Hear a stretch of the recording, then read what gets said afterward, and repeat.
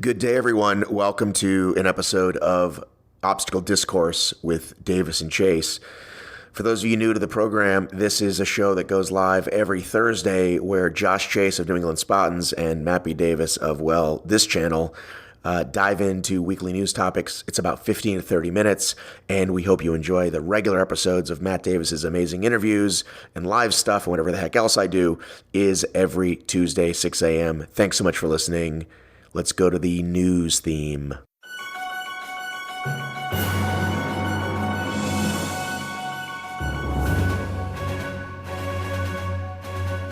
Before we start talking about OCR, we have to take a quick visit to Tech Corner. This is how we slowly turn our audience into techno fiends. So I just want to say that I spend a lot of time sending myself things, right? Like I got to get things from the phone to the laptop and vice versa. AirDrop is great for that in the Mac world. But often with links, I would be emailing those back to each other. Now, through the magic of, I think Google is making this happen. I can hit Control-C on my laptop and then hit Control-V on my phone. It's amazing. What a time saver. That's not Google. That's still Apple. That's still Apple? You sure? Still Apple. It's called handoff. So anything you know how sometimes for those that aren't seeing the video, Matt just made a rude gesture. Forget it. We'll cut this tech corner short and move right on to obstacle. No. I want to know because I thought it had something to do with being signed in with Google on both devices. No, so for instance, if you open up your email on your phone, on the dock on your Mac, you'll see the little email icon pop up.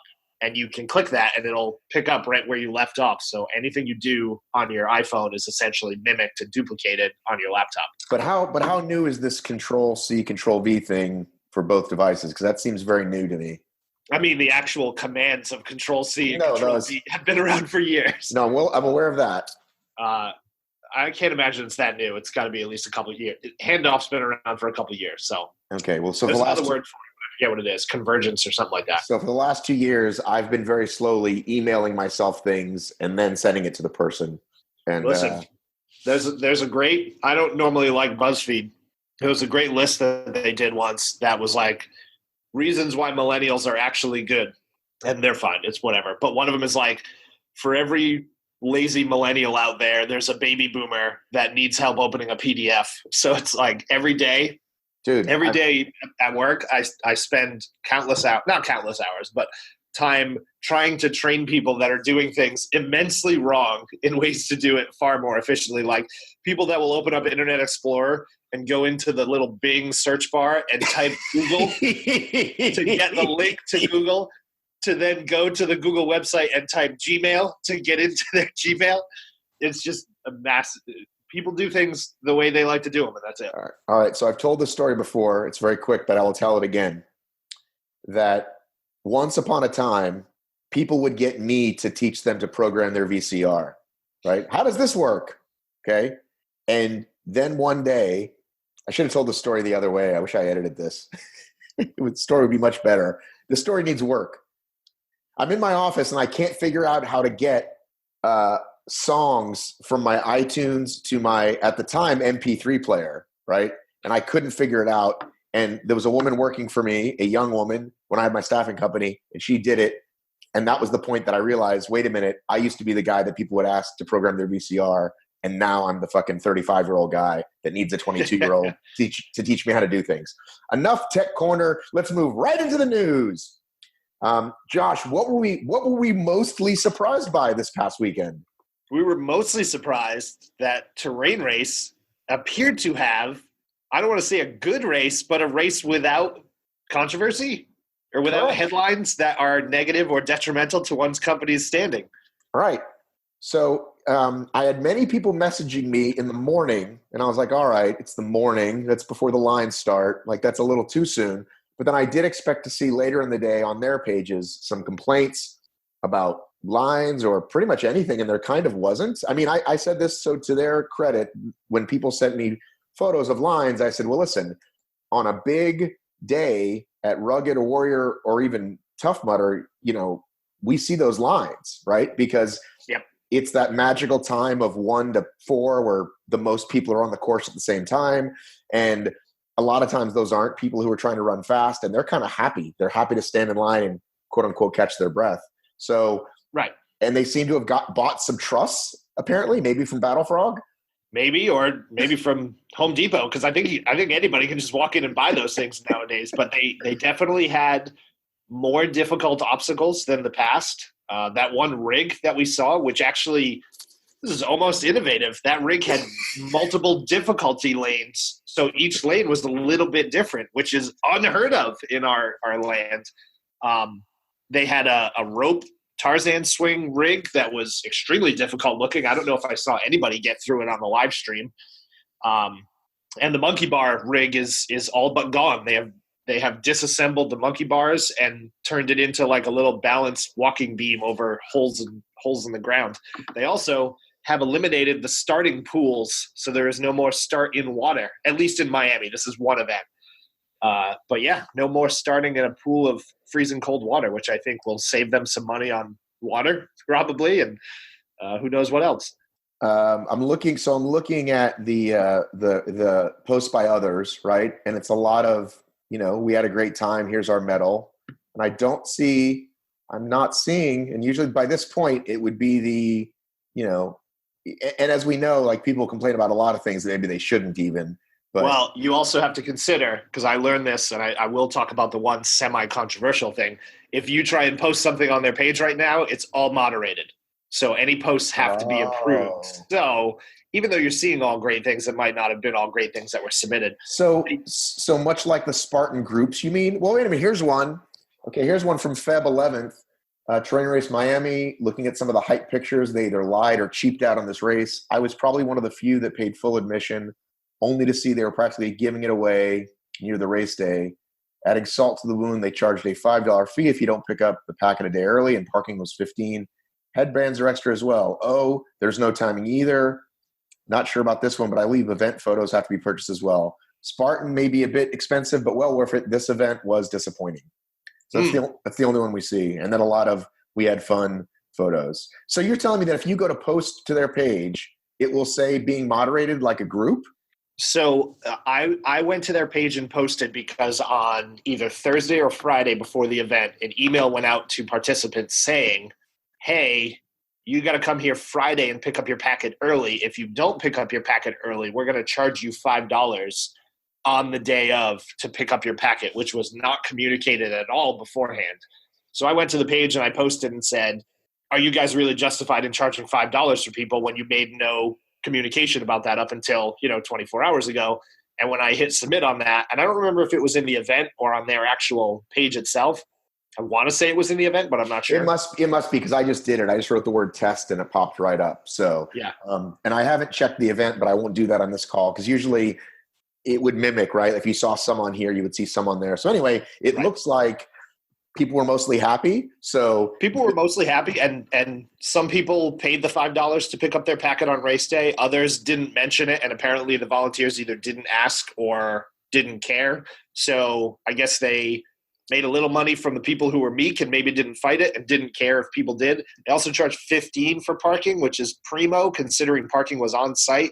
So they're getting their cash flow on, I guess. It's still not enough to cover expenses, as we've discussed, and especially if they did in fact purchase 2 full kits, right? 2 full obstacle kits. Those couldn't have been cheap, right? If they bought some nice, well-trussed things. So if the goal is we're going full on 2019, we're going to go in the red, and then we're going to flip it and charge 40 or 50 next year, and we're going to keep 10% of those people. Like, if that's the goal, then, but I have to say I did expect collapsing obstacles, and I did expect, horrendous lines at check-in. So maybe they're doing things right. Yeah, and I got to give them props. They got a nice new medal. The medal's pretty good looking. So, hell, that's half the friggin' battle in our industry. Just have a good medal, and the swarms of people will show up. So exactly. And I got to say, I thought the starting in the pool of water was kind of innovative, right? Like people kind of thought like, oh, this is a cool way to start the race. Yeah, it's unique, but how much money are you spending on 1,500 gallons of water to only literally dump it out after your racers have started? maybe did they turn that around and use it as like wash water afterwards? No, but I mean, they don't dump it out after each wave. I mean, they just refill it. No, I know not after every wave, but even still, you've got 3 huge tubs of water that you do nothing with. It just seems the kids in Africa would be very upset with terrain. Oh, don't even get me started on that nonsense. Okay. So they will be here very soon, Georgia, that is, and I will go in person to personally check out the festival, the obstacles. And that guy seems surprised, I guess. He's not reading emails or checking the updates. Maybe he registered a year ago because he's surprised that there's no timing. Yeah, and that's a little odd. I mean, they have to sort out the timing thing, or at least clearly communicate what they're doing about the timing. But they've got another event in 48 hours, right? They're going to be in Orlando this weekend, so they have another chance to make it right and continue this role in 2019. But I'm saying that they're not timing anymore. That was one of the ways they're saving money. But this guy thought he was being timed. Well, I mean, you go to one of these races, you're under the assumption generally that you're going to get timing. I don't know that they've put it out there and said, we don't time. So they just haven't said anything. So people are under the assumption, and I don't think that's an incorrect assumption, but it's a tough assumption to learn. So, okay, are you wearing Gooder shades on your head? No, I still have my crappy $4 like Walgreens shades because I haven't gotten any Gooder shades. Was I supposed to send you some? Feel free. I'll send you my address. Okay. 63 Nashua Lane or something? Not even close. Yeah. Do you live in Nashua? No. Do you live in Manchester? Hudson, which is right next to Nashua. Okay. I'm in a bordering town of Nashua, New Hampshire. Manchester's right over the border, isn't it? No, Manchester's like 25 minutes away. Do you pay no taxes? I pay no sales tax, so that's nice. Right. What about income tax? If you work in Massachusetts and you live in New Hampshire, how does that work? I just paid $100 some odd to Massachusetts because I don't know. My office of note is in Massachusetts, whereas my residency is in New Hampshire, which is a tax nightmare. Apparently, it's not a nightmare. TurboTax just tells me I have to pay money, and I pay money. So, okay. Do you think we should start Tax Corner? Please, God, no. All right. I will bring up conversations that I do not want to have. Okay. What do we want to talk about next, Josh? All right. So, speaking of being on a roll for 2019, how about VJ Jones single-handedly dominating the entire Spartan field in all 4 races that he's partaken in? Yeah, man. He's young and spry, and obviously the first real test is coming in Jacksonville, which you and I will both be at. We will all be. I feel like the world is going to be at this Jacksonville race. It kind of feels like Tahoe, right? Because it's like, I don't know, man. It's like, have we ever had this much hype at the beginning of a year before? At the beginning of the season? I don't think we have. It was a serious hype off season for everybody. There was not. I think the off season now is where you market yourselves, and the off season is where you generate demand for your product. So companies were reinventing their medals. They were, Spartans talking about new obstacles, which is something they don't do. They got the Sweden announcement. You got Mike Morris reporting live from, and we said it totally wrong. What is it? Aura, Sweden. So the off-season hype machine has to be in full effect for you to make sure that come race day, you get people showing up, because people are like, they gotta spend their money wisely, and they gotta spend their time wisely. Well, this is an interesting question. I'd be curious if we had the rest of our sort of little roundtable that we, our OCR podcaster bros and sisses, because this there usually is a lot of announcements. Like last year, Mutter had the most announcements, but I don't know what makes it so exciting this time around. That, I mean, it's earlier. It's usually not till March, April that we get the first race. We get the first points race of the year, but I don't know, maybe with Mutter going away with their prize money, I don't know. It definitely feels like exciting. Well, it also, they did it better this year because there was a real lull in the OCR season in the past years. And I think that's bad for the organizations and the industries. So the more you can deliver on that hype machine, the more you get people thinking about it. And, there's been a ton of good sales and a ton of good promos out there for people to get everybody signing up. So I think it's kind of the perfect storm of, the industry is changing, right? One company is on an upward trajectory, and other companies maybe on the downward a little bit. And Oh, people are definitely psyched up. I mean, we saw great competitive events last year. We had more ways than ever to watch competitive events on live streams and on TV, and I think people like that stuff, and they expect it now from the companies. So I was a little upset we didn't get a live stream on Instagram of the Arizona race last weekend. Like after Chino's live stream that Mark Batris did, I was like, this is great. I'll watch a race every weekend like this. I didn't see it. Did Batris follow people around? Yeah, he was on the 4x4 with, I think Anthony was there taking photographs, and they had a driver, and he was actually traveling with the top racers and giving us a play-by-play the whole time. It was great. So why didn't I hear more about this? So this was rather than the like official with announcers, it was just holding the phone. Yep. Which I've done I've done that with Savage before, right? Just held my phone and did it. But I did it through my own stream. This was through Spartan, not Mark's personal thing. Yeah, it was Spartan Race's account on Instagram. It was like what I did at NORAM for you. It was like running around to the obstacles, like, all right, we're going over here. And this interesting why they chose that over FB though. Well, I mean, FB obviously requires a full setup, right? You got to bring the whole audio video kit, whereas Instagram requires this. So, but you could do Facebook through your phone too. Maybe they just don't want to like whatever that audience, confuse that audience. Like, hey, this isn't a real Facebook Live. Like Facebook Live means we spend money. IG means we're fucking around. Right, and Facebook Live, they have the whole segregated Spartan Live Facebook page, and it's Facebook's gotten really, really segmented, I think, which is a problem. Right. So Instagram's easy, right? I open it up. Oh, I see the Spartan Race is live. Boom, I click in, and hey, there's Mark Batris doing live play-by-play. So I thought that was really cool. I liked it. Well, a little behind the scenes, when I was on the TM team, I wanted to say last year, but it really was 2017 when we did those like 5 big races. We did the tougher series, and I was like, hey, you guys, these 4-hour things are great, but what Spartan's doing is they're then taking that 4 hours, editing it to an hour, making it a watchable, consumable product. Maybe we could do that. And, my producer guy was like, yeah, I totally get it. And they're not going to spend the money because somebody does have to, little tech corner, rip all that, takes forever, watch it, do it. And Facebook is all about live, like Facebook Watch, let's put out live stuff, blah, blah, blah. So a year later, right, we're not doing live, and we made like 6 short videos for World's Toughest Mudder, which were cool and people like, and people certainly watch afterwards. But when you've gone from 72 hours of live coverage to here's some 6-minute bites, right? Right. But I'm saying that like Facebook was pushing that. The deal was through Facebook, and Facebook was saying, we want to show people you can do this. And then a year later, they were like, nah, not so important to us anymore. We're going to put more money into this. I mean, for me, and again, leaning back onto Tech Corner a little bit, when I watch this stuff, I want to watch it in good quality. And that's the biggest issue is the quality sucks on live streams.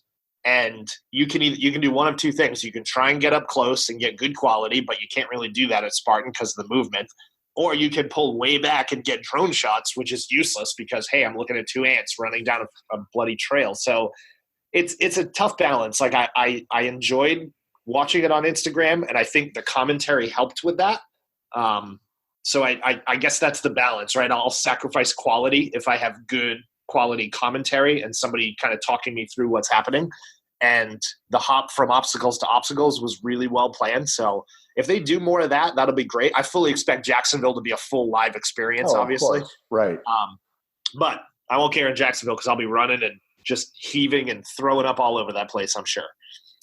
Yeah, well, I'm going to run. I always say I'm going to run in the afternoon or on Sunday, and then I don't because I'm working. But I really do want to. I want to because I want to experience the new obstacles. I want to because I like doing it. Did I show you my fancy camera that I'm all excited about? You did. I saw this. This is big time. Right. And so again, it's like, to do a little, inside baseball here for the audience.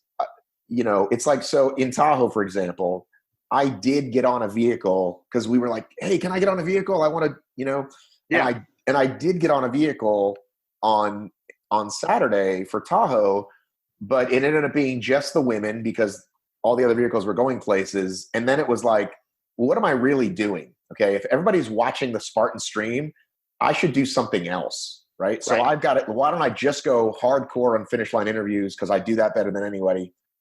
Sorry, whoever else does that. But like go in. Why are you smiling so much? Like I feel like that might have been a little jab. Heather Bodie, I love you. You're great at it. You've gotten certainly better at it. Mike Stefano, you're great at it. But I feel like that's my lane, right? All right. So there, I said it. Gauntlet thrown, boom, whatever, right? We're friends with all these people. Bro. But I'm saying, like, since I can't do all things, right? I don't have a team of 7, right? So same thing with now the USNS. What's the easy thing we're gonna call it? I don't like the national series. Right. So for the national series, am I gonna run around and try to be? That doesn't make sense. If they're already spending good money on that, I'm gonna need to do other content. So maybe it's not just finish line interviews. Maybe it's some stuff the day before, and what can I do different to get some eyes my way? But I'm like super excited because I want to do all those things, right? Yeah, and I think they should. I think the day before is a good piece to kind of cash in on. So one of the things that I loved in 2018 that Spartan did was that Elite House live stream they did. Remember that? So Kevin Donahue kind of monopolized it because he loves to talk. And I love you, bro. But talk about throwing shade. Look at you. I mean, he's going to admit it too. So one of the things I loved was like that just conversational piece. Like here's a round table gathering, and not the staged Spartans sitting around a fire having a conversation like they did in the TV show, but just like get in there and get them talking. They've got some good personalities, and I think people are interested in that. People want to hear kind of the human side of these people that they sort of look up to and follow on Instagram. So the everyday stuff I think is great. So if they could organize something beforehand, even if it's, I don't want to say like the Tahoe like media day that you guys did when you were out there, but maybe do a makeshift like press thing, like give us exposure to the athletes, or give us give the podcasters a chance to go and get a soundbite from them or something. I don't know. Yeah, I feel like the pre-race Tahoe thing is always pretty boring, and I think that there's a lot of like free whatever questions, and it's very sort of Spartan monopolized.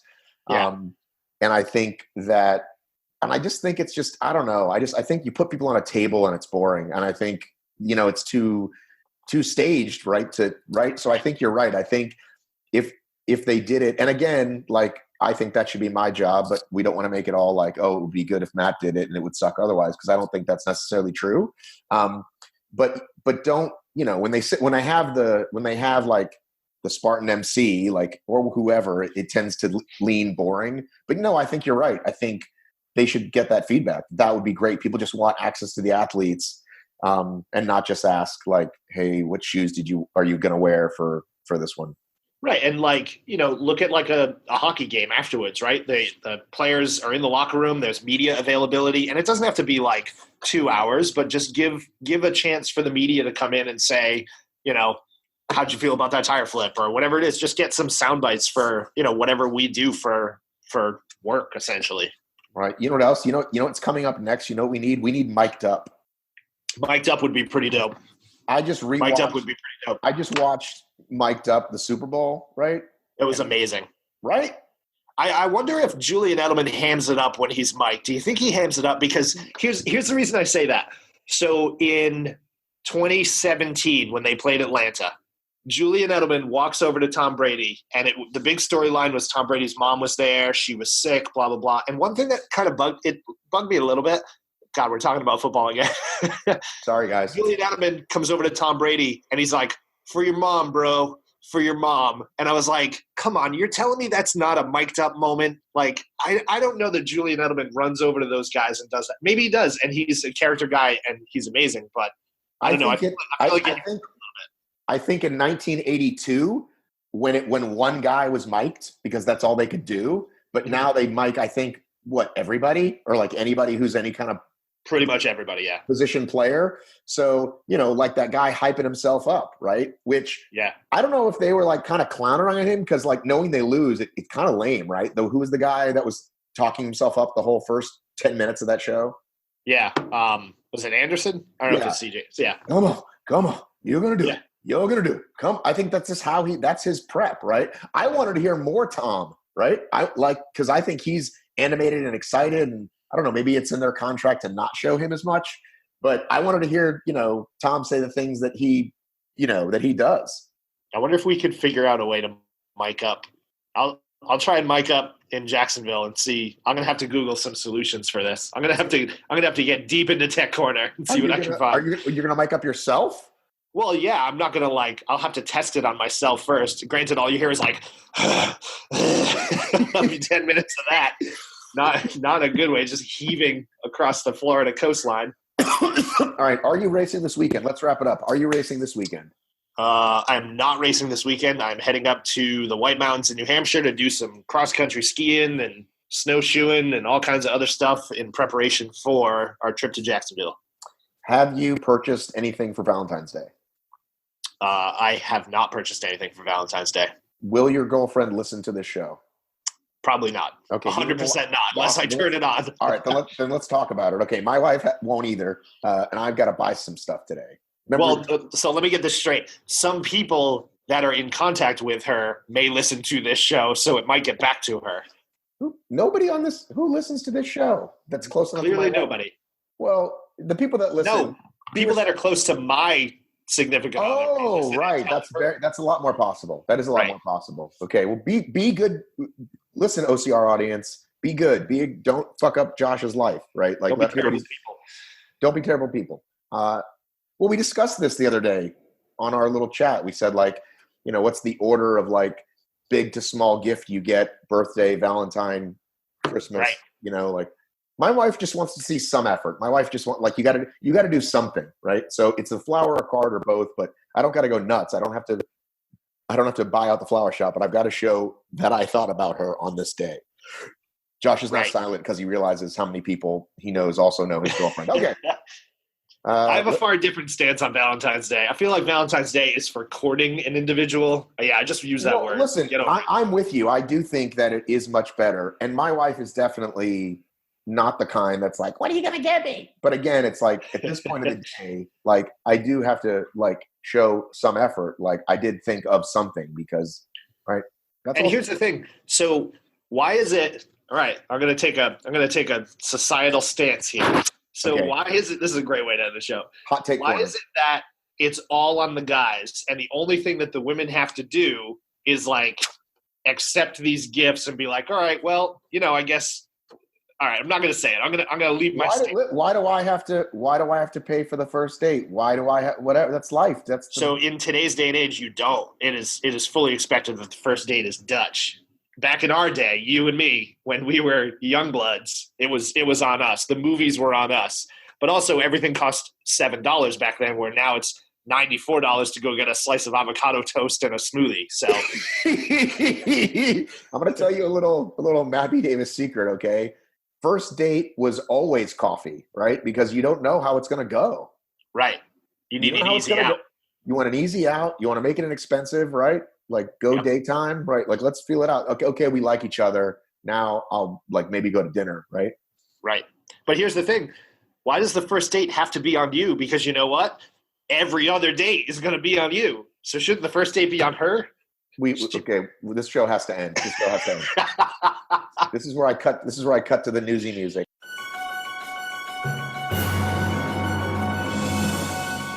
That was your weekly obstacle discourse with Davis and Chace. These do come to you every Thursday. There are new episodes every Tuesday, the full-length interview style episodes, or Meet the Finish Line, or whatever the heck else I do.